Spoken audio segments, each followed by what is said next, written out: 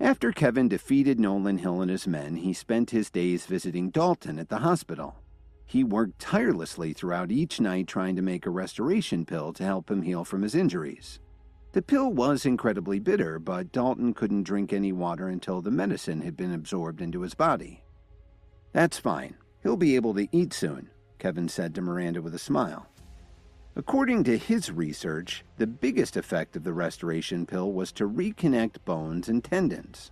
The growth in his connective tissue would be generated starting at the DNA level. It was ideal for Dalton's current condition. After a few minutes, Dalton's expression suddenly became strange, and then he sat up in his bed. "Dalton, you're..." Miranda covered her mouth in surprise and looked at her husband in disbelief. The doctor had assured Miranda that her husband's tendons couldn't be connected again, even with surgery.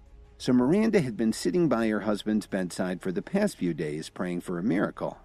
When Kevin gave him the restoration pill, she finally had some hope. "Honey, my hands and feet are tingling. I think it's working," Dalton said as he started to move them ever so slightly. "Will I really be healed?" Dalton asked in disbelief as he looked at his friend. "Kevin, this pill you gave me is like magic. I think it's going to work." "You were injured because of me. Did you think I wouldn't move heaven and earth to help you?" Kevin reassured him.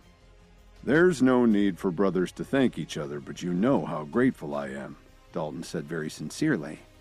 Miranda looked at her husband and was afraid that it would all turn out to be a dream. She couldn't stop crying. With all she knew about Dalton's condition, this couldn't possibly be real. Even the best medical specialist didn't know how to help him. How could he be recovering simply because of Kevin's medicinal pill?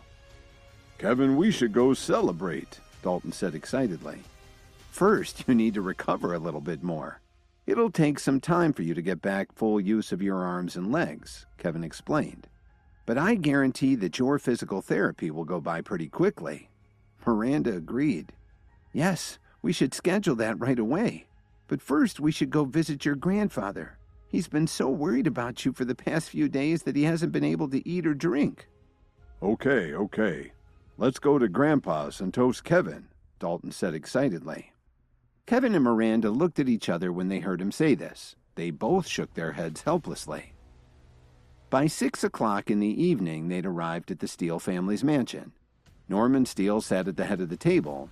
Dalton was temporarily in a wheelchair until he could walk without assistance. Kevin sat next to him, and Dalton's cousins were also at the table. One of them was Rain Steele and the other was Blanca. They had decided to hurry back to the mansion to see Dalton once they'd heard that he was out of the hospital. They were both dressed in beautiful outfits, but when they saw Kevin, they didn't seem very happy. For one thing, Rain and Blanca both knew that their cousin had been injured because of Kevin. They took an instant dislike to him and didn't like the way he was dressed either. They didn't understand how their cousin had become such good friends with someone like this. But Kevin, who was used to being looked down upon by others, didn't care at all. He just kept drinking and chatting with Dalton and his grandfather. "I'm sure you'll be completely recovered soon, my boy," Norman said with a smile. "And your timing couldn't be better. It just so happens that the Chicago School for the Natural Healing Arts will open in just a few days. I want you to go there with your cousins." Norman had always had high expectations for Dalton, and he sincerely believed in his grandson's talent. As long as he got into the healing arts school, he would definitely surpass his peers, and in the future, he would be able to lead the Steele family to great success. On top of that, if Dalton got recognition by the school's directors, then the entire Steele family would benefit from it. "Grandpa, if I go there, what will happen to the family business?" Dalton asked worriedly. He knew that his grandfather had been retired for many years. It would be impossible for Dalton to handle the family's business and go to school at the same time. "Don't worry about it. Miranda can take care of that. She still has some things to learn, but I can help her keep up with that," Norman said casually. Dalton nodded his head in agreement. His grandfather was very highly respected in Chicago, and as long as he was around for guidance, they would be okay. "Kevin, do you want to join me?" Dalton suddenly asked. "Are you kidding? I wouldn't miss it for the world," Kevin said with a smile. Not only did he plan to enter the School for Healing Arts, but he was also going to steal something from them for the Alliance. Just then, Rain blurted out, "Well, not everyone can qualify to get in. Do you have any connections?" "What are you talking about?" Dalton replied unhappily.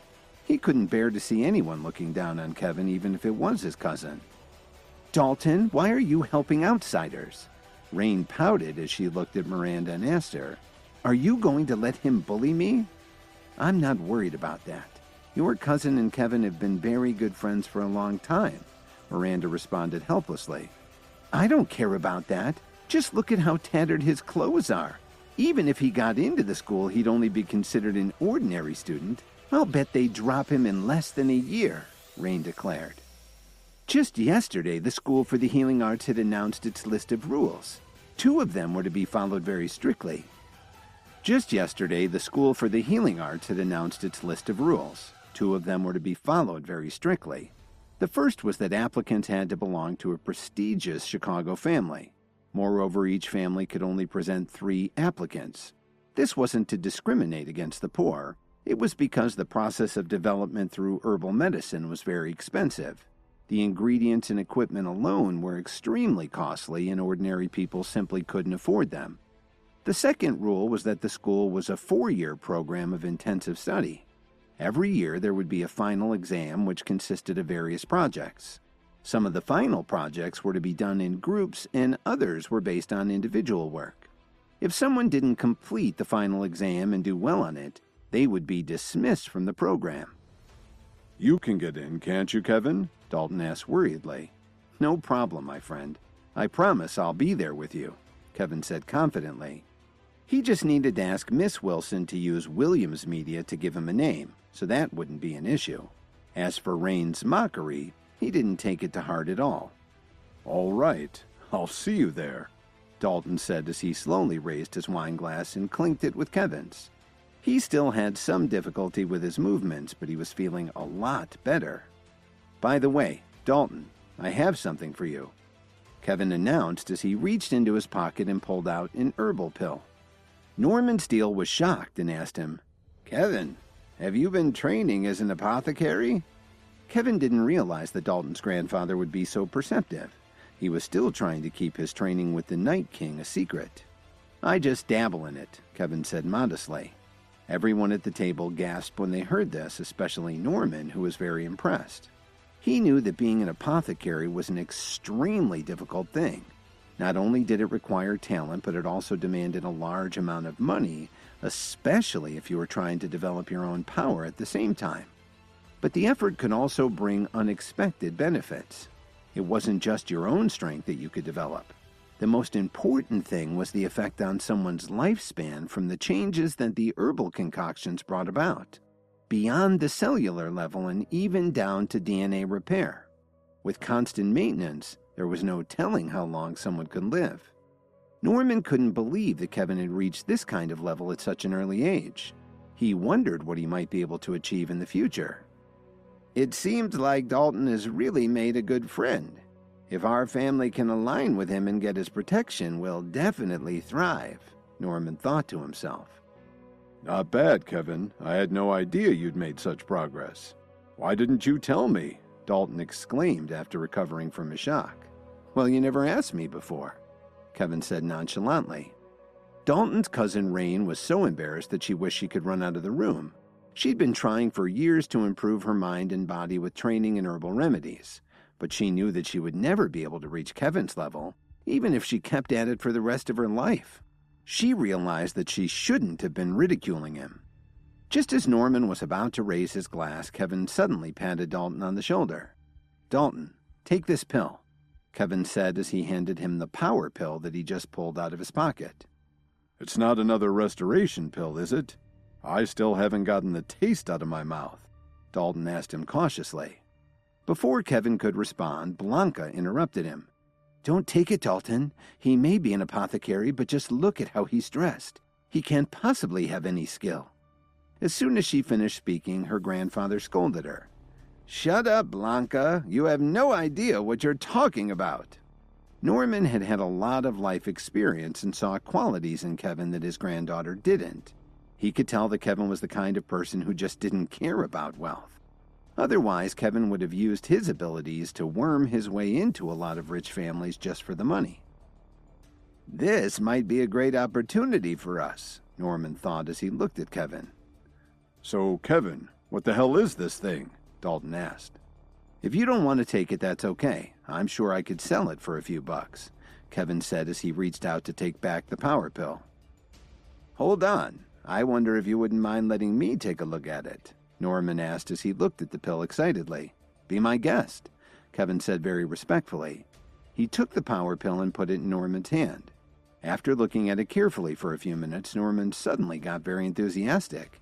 His grandchildren could see that his hand was starting to tremble a little. They were surprised to see this sort of behavior from their grandfather. He was usually very calm and composed. "Kevin, is this really a power pill?" Norman stammered. "I thought you might know what it is," Kevin complimented him. "You really think that's a power pill?" Blanca asked in astonishment. "I'm sure of it," Norman said excitedly. He could barely contain himself. Everyone who was interested in using medicinal herbs for self-improvement knew one thing. For some unknown reason, many years ago the apothecaries had gradually disappeared. Because of this, vast amounts of knowledge and many miraculous pills had been lost for all time. Among them was the most famous one, the power pill. An herbal med like this could help someone to make great strides in their development. But the current pills weren't exactly like the ones that had been lost with the disappearance of the apothecaries. They were all created by imitating what little was known about the original power pill. Consequently, the medicinal properties of the pills could vary greatly. Otherwise, the pill that the old gentleman had bought at the Pearl family auction could have gotten even more money.